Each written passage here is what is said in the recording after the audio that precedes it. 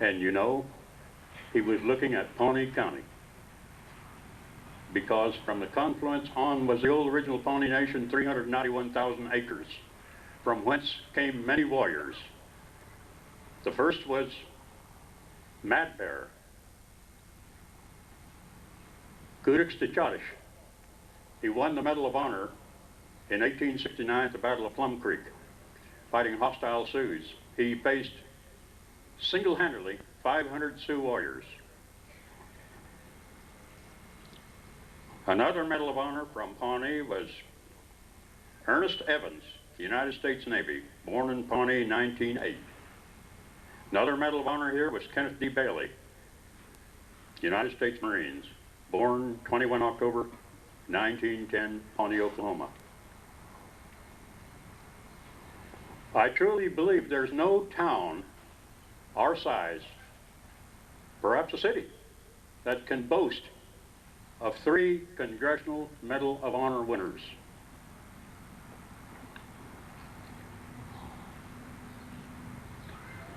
Again, we saw our men from Pawnee, or the Pawnee Nation, or as you may.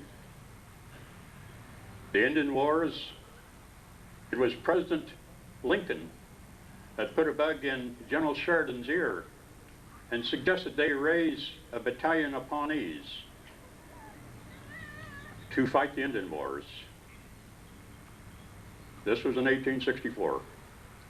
And General Sheridan recruited the Nebraska Pawnees, for it was Sheridan who said, "They are the best light cavalry in the world." Years later, Pawnee Bill was to say they were the best riders in the world, far exceeded the Cossacks of Russia. A fine thing to say about our roots from Pawnee. And in the Spanish-American War, some Pawnees were there. It was William Pollock who raised the flag on San Juan Hill, not Teddy Roosevelt. And William Pollock was a full-blood Skeety Pawnee from Pawnee. And in World War I, Mayor Johnson, we know him later in the military as Colonel Johnson, commanded the 1st Company of Pawnee. They served well, and this might be a little bit of interesting information for you. If you'll notice the statue on top of the monument here, it has been said that was Colonel Johnson himself who posed for that years ago. No one really can find the record who the sculptor was, but let us all believe that's him anyway, another man from Pawnee. Slightly before that was the United States and Mexican War, in which they fought Pancho Villa. He had been raiding New Mexico and Arizona and killing people. And General Pershing took an expedition down there. And the Pawnees went with him again, a small company of Pawnees. And it was said the first shot was fired by a Pawnee Indian against Pancho Villa. The man's name was Tom Han, a Skeety Pawnee. Unusual was the fact, and almost comical, was it was evening. And he had his first outpost. And he saw in the mesquites what he thought was a wide brim hat. So he just laid back and let a couple of shots go, and he dropped him. The next morning when he went out there, they found out he shot a Texas Longhorn. And the Pawnees were there.